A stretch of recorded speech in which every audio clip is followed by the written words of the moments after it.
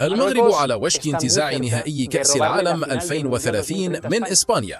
هذا هو الخبر الحصري الذي نشرته صحيفة The Objective هذا الأسبوع، حيث شن الملك محمد السادس حملة دبلوماسية لاستضافة المباراة النهائية في الدار البيضاء على ملعب الحسن الثاني الذي سمي تيمنا بوالد الملك الحالي. يعمل حاليا عدد من مبعوثي الملك المغربي في الولايات المتحدة لحشد تأييد أغلبية الاتحادات القارية قبيل التصويت المقرر إجراؤه في وقت لاحق من هذا العام. وتشير التقارير إلى أن المغرب قد حصل بالفعل على دعم العديد من الاتحادات الكروية في إفريقيا وآسيا وأمريكا الشمالية وأوقيانوسيا في مسعاه للحصول على دعم دولي. ستحظى هذه الاستراتيجية بدعم قطر والسعودية، بالإضافة إلى تأييد رئيس الفيفا جياني إنفنتينو ومن إدارة دونالد ترامب. ويهدف الملف المغربي الآن إلى تشتيت الأصوات داخل اتحاد أمريكا الجنوبية لكرة القدم لمنع إسبانيا من حشد دعم كاف. ومن شبه المؤكد أن المباراة النهائية لن تقام على ملعب سانتياغو برنابيو كما كان متوقعا. ويعمل بيدرو سانشيز بالفعل على خطة بديلة. إنهم يراهنون بكل شيء على كامبو الجديد وجماهيره البالغ عددهم 105,000 متفرج كورقة رابحة لمواجهة وعود الإيرادات القياسية التي طرحها محمد السادس. إلا أن الجائزة الحقيقية لا تكمن هناك، بل في مشروع التطوير الحضري الضخم المخطط له حول ملعب الدار البيضاء الذي تشارك فيه شركات بناء وعقارات أمريكية وخليجية كبرى. المغرب الذي انضم إلى اللجنة المنظمة لكأس العالم 2023 بطلب من سانشيز قد يستضيف المباراة النهائية المرتقبة. نحلل جميع تفاصيل هذه الخطوة المثيرة للجدل هنا.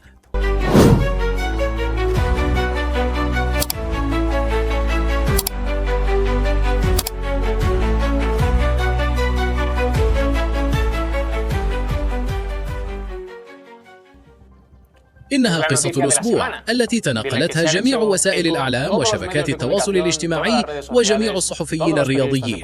كتبها زميلنا بيلايو بارو الذي سيشرحها لنا الآن بمزيد من التفاصيل. ينضم إلينا أيضا على الطاولة خافيير ليال وكارلوس دافيلا من الانترفيكتو وبيلايو بارو وأدريان أورتيغا. بيلايو، لقد أصبت كبد الحقيقة بهذا الخبر الحصري، أخبرنا قليلا عن كيفية حدوث ذلك، وقبل كل شيء لا أعرف إن كان بإمكانك تزويد مشاهدينا ببعض التفاصيل. حسنا، أولا وقبل كل شيء أعتقد أنه ما يمكن تسميته بفشل متنبأ به. كان هناك بالتأكيد شيء مريب يحدث. كان هناك الكثيرون ممن يتساءلون بالفعل عما إذا كانت النهائية ستقام في إسبانيا، لكن ما قمنا به خلال الأيام العشرة الماضية هو جمع كافة المعلومات حول المغرب حاليا، وهو تفوق ناجح يحققه المغرب على الأراضي الأمريكية في مقصورات كبار الشخصيات بملاعب كأس العالم في هيوستن ومونتاري والمكسيك وبوسطن. وفي جميع تلك المباريات التي حضرها جياني إنفانتينو رئيس الفيفا لدعم المغرب. بالأمس على سبيل المثال شوهد في مباراة فرنسا، وبدأ عليه الاستياء عندما كانت المغرب تخسر. لا أحد يعلم سبب هذه العلاقة الغريبة بين إنفانتينو والمغرب. لقد مرت سنوات عديدة تقارب فيها المغرب وإنفانتينو، وهذا كله لنقل جزء من شخصية بالغة الأهمية في كل هذا. العقل المدبر وراء هذه العملية وهو رئيس الاتحاد المغربي لكرة القدم فوزي لقجع، وهو الشخص الذي عهد إليه محمد السادس قبل نحو 12 عاما في عام 2014 بإدارة كرة القدم المغربية وتحويلها إلى مصدر فخر للتاج، مصدر فخر للدولة، للنظام، للمملكة. هو يدرك ذلك ويدركه جزئيا لأنه عين أيضا وزيرا مفوضا للميزانية، أي الشخص المسؤول عن إدارة الأموال. على ماذا تنفق هذه الأموال وكم تنفق وفي أي مجال في المغرب؟ لذا من خلال هذا الإيصال يمكننا أن ندرك أن مبالغ طائلة قد وجهت تحديدا لتعزيز كرة القدم المغربية وعلاقاتها ونفوذها داخل مجلس الفيفا الذي هو عضو فيه.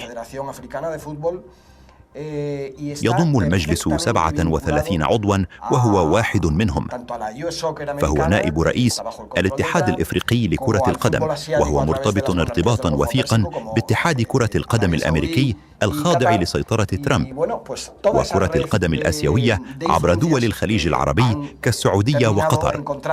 وقد تضافرت كل هذه الشبكة من النفوذ في كأس العالم 2030. وما أكدته لنا المصادر الدبلوماسية الإسبانية التي تواصلنا معها هو أنه لا يوجد أي حل على الإطلاق، لا يوجد حل. فالمغرب احتكر تماما اهتمام الفيفا لاستضافة النهائي في كازابلانكا. ومن المفارقات كما يشير بيلايو بارو 22 أن إسبانيا والبرتغال كانتا المنظمتين الحصريتين لكأس العالم. كانت ستكون بطولة كأس عالم إيبيرية. بشكل غريب بدأت تنازلات بيدرو سانشيز لصالح المغرب.